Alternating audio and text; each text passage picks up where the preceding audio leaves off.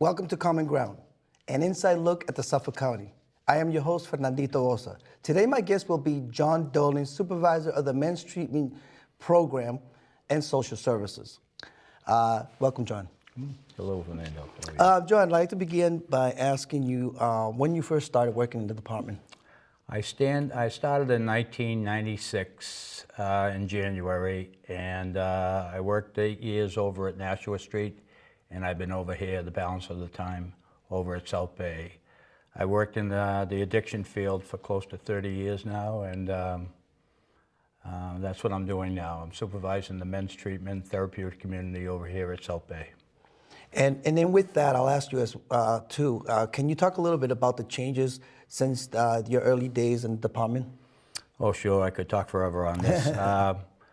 When I first started, the primary addiction that we dealt with was alcohol. And that obviously has morphed into cocaine and eventually crack. And now we see opiates, and I've never seen a drug more highly addictive and causing more havoc than the opiate crisis we have now. And I've been through the majority of the major problems that we've had around addictions. Never seen anything like it. There is a popular drug right now, Infinity, what is it called? The Methamphetamine? No, Yeah. the other one. There's another one that's Crystal meth? I can't remember the name, but it's a one that's really sticking out right now. That's out there. Oh, the fentanyl. The fentanyl, yes. Fentanyl is actually a synthetic heroin that's used to enhance the effect of the heroin that's sold on the street. The problem with it is how powerful it is and the ability to not only overdose but kill people. Yeah. And it's probably a powerful drug. It's not meant for casual or recreational use, never mind sold with heroin. Just a few small crystals can kill somebody. Yeah, I heard a comment on that drug, something with the fact that it was used for tranquilizing horses or something. Yeah, the carfentanil is that's 100 times more powerful than the heroin itself. The fentanyl is probably around 50% more. They're not made for casual use or even it's not meant for what it's being used for right now. It's a major painkiller, and it's carfentanil is actually used to euthanize animals. Mm-hmm. So we're going to talk a little bit about the department as a whole, the men that we serve. But I wanted to kind of, since we're talking a little bit about backtracking and talking a little bit about the past, I wanted to kind of entertain the thought about the Latino Recovery that was back in the 2006, 2007, something that, at that time you were you were my supervisor, and I was working there, and we were able to come up with that thought that the idea and the need of serving the Latino population, and where the class was done bilingually, and it really served its purpose. Can you elaborate a little bit on that? Yeah, it was major. It was primarily brought into effect because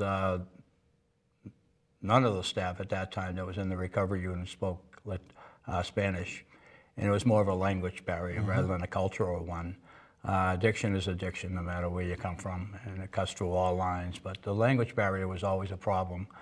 And the Latino program was started in response to that, and seeing as we have probably around 30 to 35% of our population Spanish speaking, we felt that not only was it a need, but it was a well-deserved program, and it had great success. And the success of that program was, as with most programs, it was spread by the other Latinos. So the job that you did went around the institution better than mail or email could ever do, And they communicate that way. It's the best. It's the best way. It's the best internet that I know as president.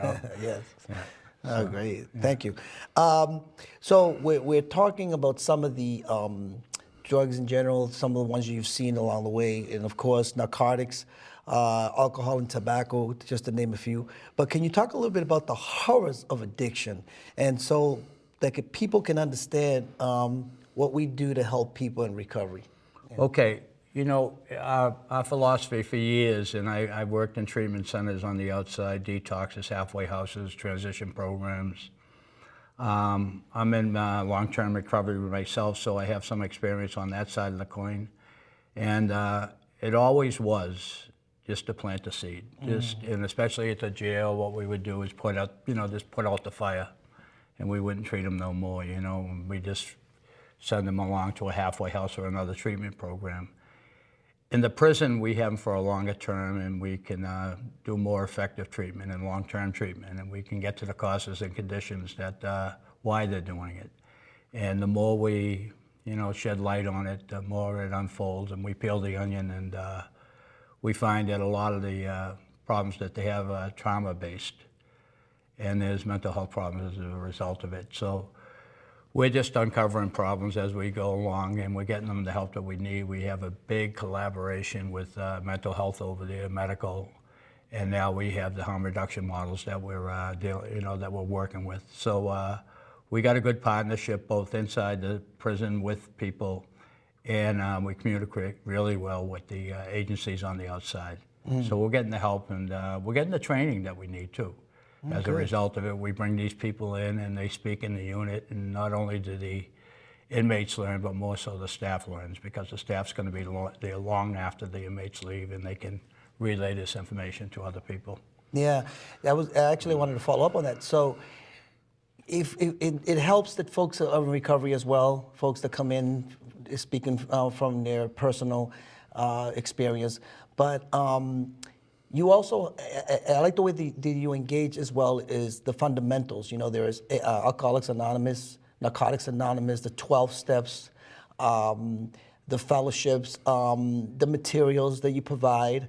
There are journals that you have folks to sort of record on a daily basis of what they do, so that they kind of can look back when the day one they came into the unit, and from maybe the time they're being classified to a different unit, or when they're leaving, they can look back of the change and some of the things that they had to change or want to change because of their behaviors.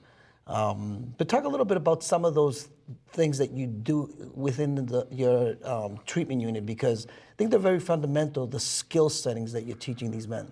Okay, I'll take a controversial one, is the methadone treatment. We bring them in, they're right around the corner. They're not only a neighbor, but a lot of the guys are on the methadone treatment programs, and a lot of the homeless people that leave here, which many of them will become for different reasons.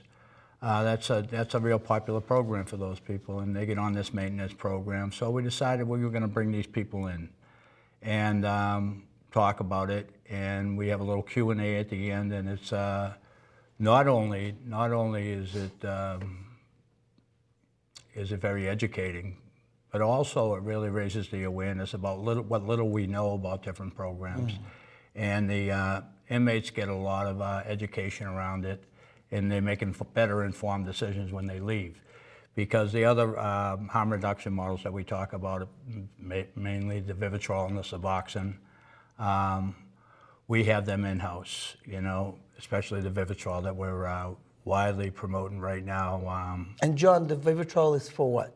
It's to reduce the craving and the urgings for when people leave. It's a medication that's given a week before they leave and 28 days thereafter. We set up the appointment on the outside for them. And that helps in alcohol and heroin? It helps with alcohol and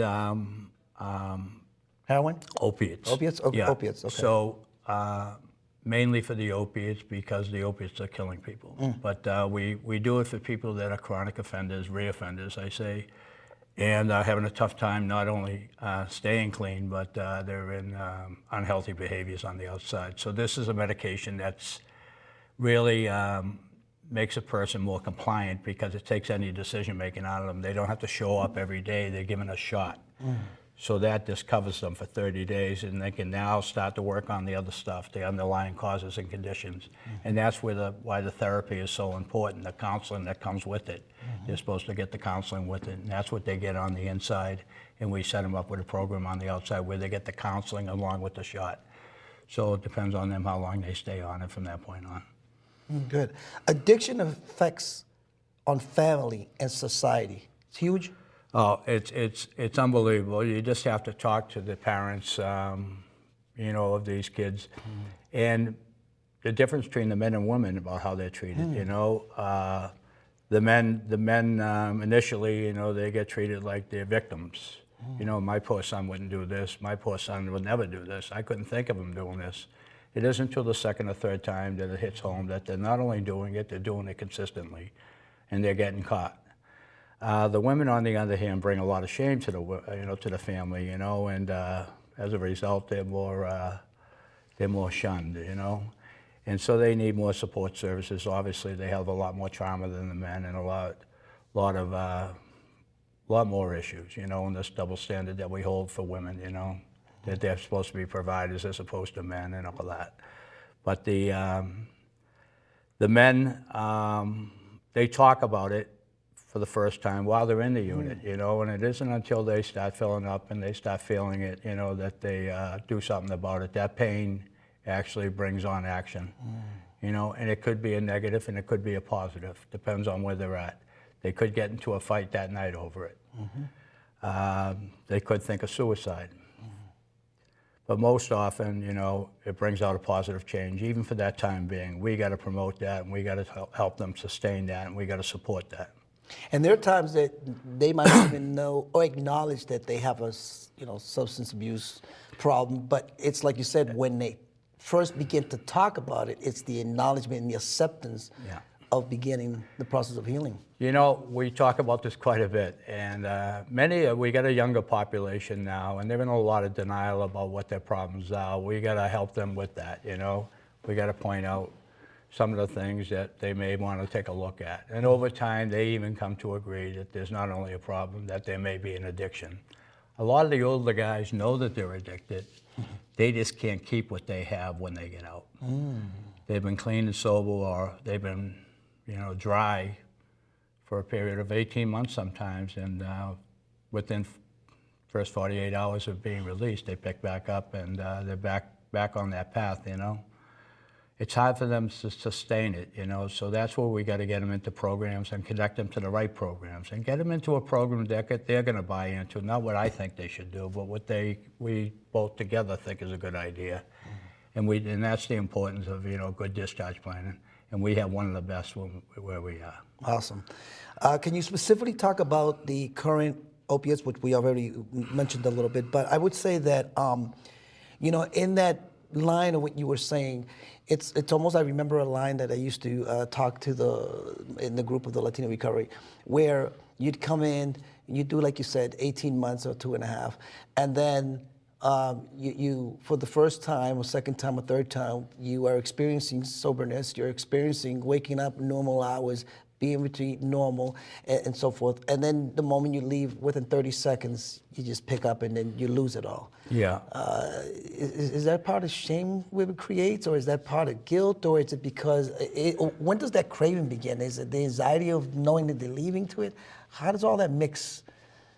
We talk a lot about their feelings when they leave, you know, and we have them share some of their feelings, and by doing so, they don't feel as unique, and they don't feel as alone, you know. Hey, I feel like that too. Then they start talking about it, and the more they talk about it, the more they educate themselves, and the more humble they become. The more humble they become, the more open they become towards learning. You know, they're teachable at that time. And they say, you know, once you're teachable, anything's possible. You know, once you have an open mind, anything's possible. They say, if you have an open mind, a teacher will appear, and it does for different people at different times. So it works that way in the recovery unit. What is Narcan, and why do we teach our people to use it? Okay, that's actually what we do a lot of. We teach the Narcan. We have a peer ed program in the prison where we teach the other inmates to teach others. We feel that they have the most credibility in the units, and they have the most credibility in the community. And certainly with their families, they live this life. There's no one better to talk about this than them. And when they talk about it, people listen, because they can't deny that our most powerful asset that we have is actually our graduation, and you've been to many of them, where it isn't what we do, it isn't all the dog and pony stuff, it's their personal stories that have an impact on people. And it's where the agencies on the outside come to see they want to learn about this. They want to learn about this from the people that do it. The people with the highest possibility of overdosing by 129% are people that leave prison that are incarcerated. That's huge. That's huge. And people that have overdosed before have the highest probability of doing it again because they have like the Superman syndrome that they can't be killed. So the population that we're dealing with is the precise population that not only needs to learn it, but learn how to reverse it. It's a bystander intervention, and we spend a great deal of time on that. We have a big graduation, we make a big deal of it, and this drop that we drop in the water spreads to their families. You know, it spreads to the community that they return to, but most of all, if they ever have to use it, they'll know precisely what steps to take. Yeah, you do have great partnerships. Yeah, we do. I've been able We to do, see yeah. that, and the commitment and loyal that you have there. It's And we it's get impeccable. updated trainings from Department of Public Health, Boston Public Health. We got a Latino trainer, Humberto Sanchez. He helps us a great deal with the Latino guys. So it's a great partnership. Not only is it ongoing, but it's fluid, you know. We, as soon as things come out, we know about it and we're talking about it, and we revamped the curriculum to make the adjustments. Yeah, that's good, because that was actually my next question, is to talk a little bit positive about some of the things that have happened in recovery. And I know I've seen myself, some of the men who've actually come